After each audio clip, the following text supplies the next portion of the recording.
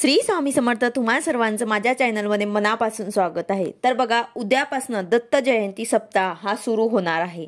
उद्यापासून 20 तारखेपासून 26 तारखेपर्यंत हा सप्ताह आहे आणि 27 ला सांगता आहे। आपण जे गुरुचरित्र पारायण करणार आहे त्याची सांगता 27 तारखेला करायची आहे। 7 दिवसाचं आपलं पारायण असतं आणि 8व्या दिवशी त्याची सांगता आहे। तर जे कोणी घरात गुरुचरित्र पारायण वाचणार आहे त्यांनी मांडणी कशी करायची आहे, त्याचबरोबर या 7 दिवसाच्या गुरुचरित्र पारायण सप्ताहामध्ये प्रहर आणि याग म्हणजेच काय, तसेच मासिक पाळी विटाळ आलं मध्येच तर काय करायचं याबद्दलची संपूर्ण माहिती मी तुम्हाला आजच्या व्हिडिओमध्ये सांगणार आहे। व्हिडिओ पूर्ण बघा जेणेकरून तुम्हाला संपूर्ण माहिती मिळेल। जर तुम्ही चॅनलवर नवीन असाल तर चॅनलला सबस्क्राइब करायला मात्र विसरू नका आणि व्हिडिओला लाईक करायला मात्र विसरू नका।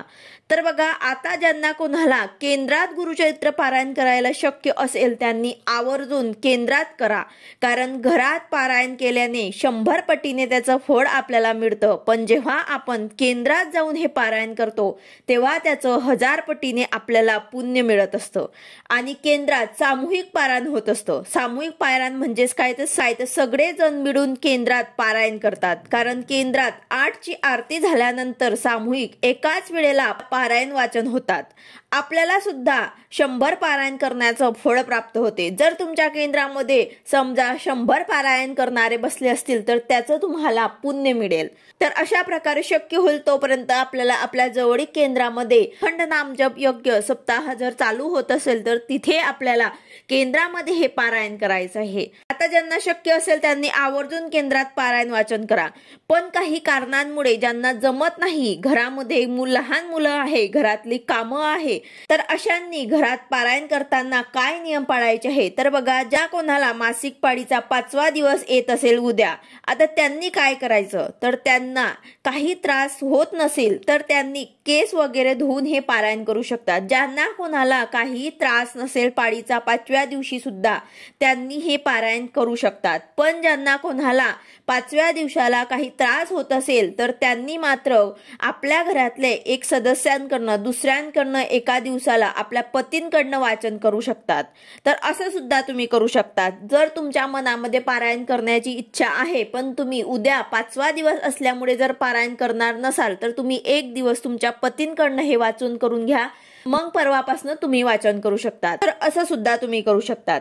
यानंतर आता मांडणी कशी करायची, तर एका पाटावरती तुम्हाला स्वामींचा फोटो किंवा मूर्ती असेल किंवा मग दत्तांचा फोटो असेल तर तो तुम्हाला ठेवायचा आहे आणि ही मांडणी तुम्हाला अशा ठिकाणी अशा जागेवर तुमच्या घरामध्ये करायची आहे जिथे तुम्हाला काही अडचण होणार नाही, ज्या ठिकाणी तुम्हाला देवपूजा करायला काही प्रॉब्लेम होणार नाही। म्हणजे जर तुम्ही देवांच्या बाजूला देवांजवळच तुम्ही देव्हाराजवळच मांडणी करणार असाल तर तुम्हाला अशा ठिकाणी एका साईडला बाजूला करायचे आहे जेणेकरून तुम्हाला देवपूजा करायला सुद्धा प्रॉब्लेम होणार नाही, कारण हा ग्रंथ जो असतो तो आपल्याला उचलायचा नसतो।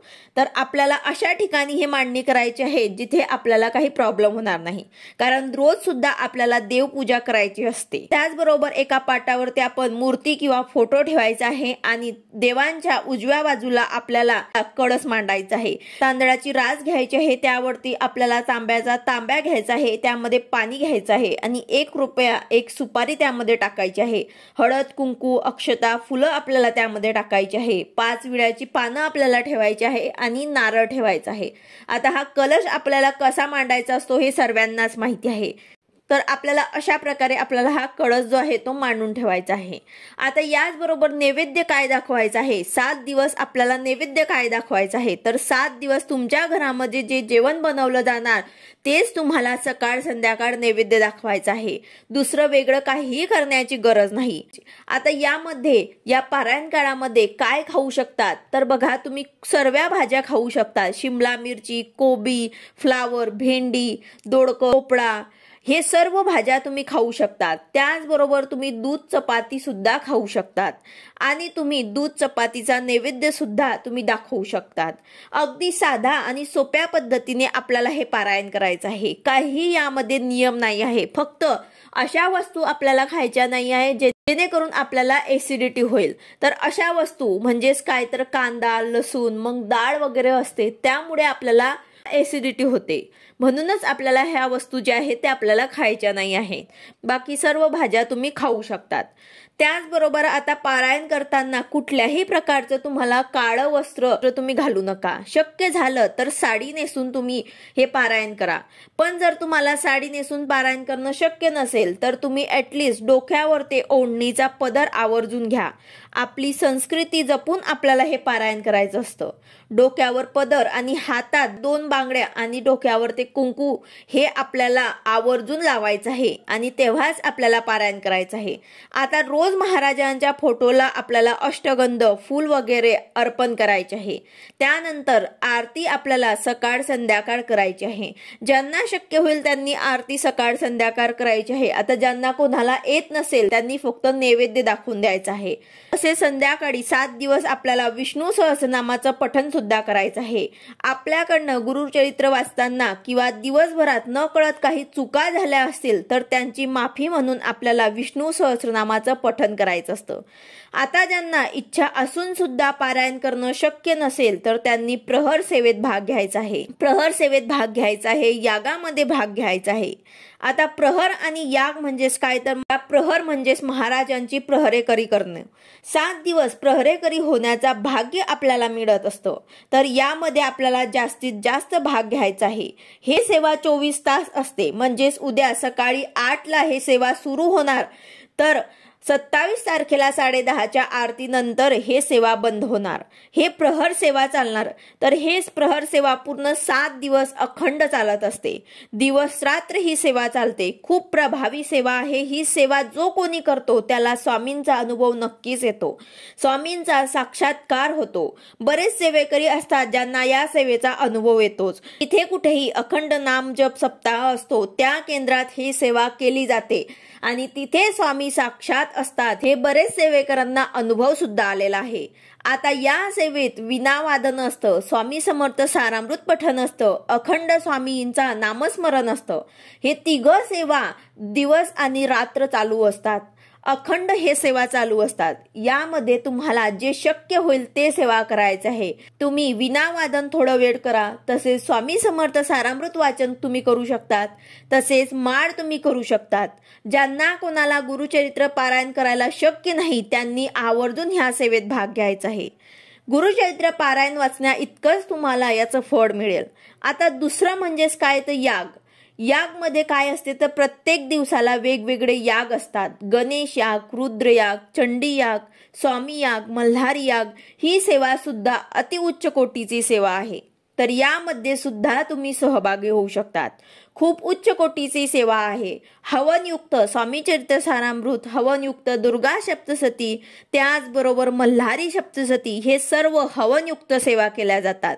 तर उद्यापासून आपल्याला या पारायणाला बसायचं आहे. पण ज्यांना शक्य नसेल त्यांनी प्रहर सेवेमध्ये भाग आवर्जून घ्यायचा आहे. ही सेवा खूप खूप प्रभावी आहे. तुम्ही करून बघा. ज्यांना कोणाला काही अडचण असेल म्हणजेच काय, तर ज्यांना कोणाला गुरुचरित्र पारायण वाचन करायचं आहे पण काही अडचणींमुळे ते करू शकत नाही तर त्यांनी प्रहर सेवेमध्ये भाग घ्यायचा आहे. तरी सुद्धा तुम्हाला गुरुचरित्र पारायण केल्याचे फळ मिळेल. तर तुम्ही तुमच्या जवळपास केंद्र असेल तर तिथे जाऊन तुम्ही ह्या सेवेमध्ये सहभागी व्हा. तर बघा, उद्यापासून आपल्याला पारायणाला बसायचं आहे. तर आज तुम्हाला गाईला आणि कुत्र्याला नैवेद्य द्यायचा आहे. तसेच जर तुम्हाला आज काही अडचण असेल, समजा महिलांना मासिक पाळीचा 4था दिवस असेल तर तुम्ही उद्या देऊ शकतात. तसेच मध्येच जर गुरुचरित्र पारायण करताना मासिक पाळी आली तर कोणाकडनं तुम्हाला हे वाचन पूर्ण करायचं आहे. अर्धवट सोडू नका. तसेच विटाळ आपल्याला माहिती असेल की कोणाला बाळ होणार आहे आपल्या याच्यामध्ये तर तुम्ही पारायणाला बसू नका.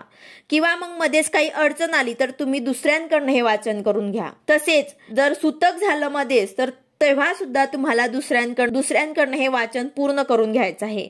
हा ग्रंथ जो असतो तो आपल्याला अर्धवट सोडायचा नसतो किंवा मध्येच खंड सुद्धा पडू द्यायचं नसतं. तर अशा प्रकारे तुम्हाला जे कोणी गुरुचरित्र पारायणाला बसणार असतील त्यांनी याची काळजी घ्यायची आहे. त्याचबरोबर एकाच वेळेला एकाच बैठकीत आपल्याला जेवढे अध्याय ग्रंथामध्ये दिलेले आहे एका दिवसाला तेवढे पूर्ण आपल्याला वाचन करायचे आहे. जर कोणाचं लहान बाळ असेल तर ते उठता बसता हे वाचू शकतात.